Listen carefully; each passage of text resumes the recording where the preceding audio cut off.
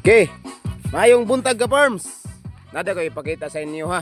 Ni-explain po na ako sa inyo nganong naing anak siya. Kini siya ka farms.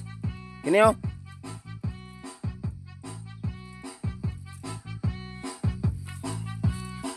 Nara yang dahon nga una. Kini. Kini. Oh ni.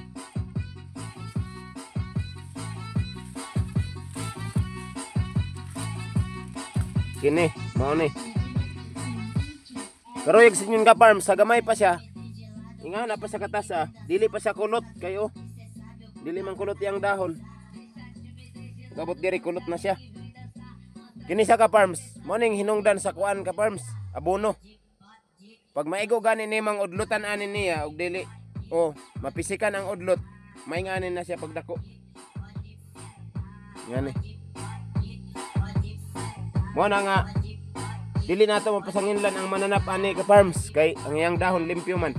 May laman nimo tong kuan sa mananap kay ang dahon niya ugaw pangkitkiton ng lagom.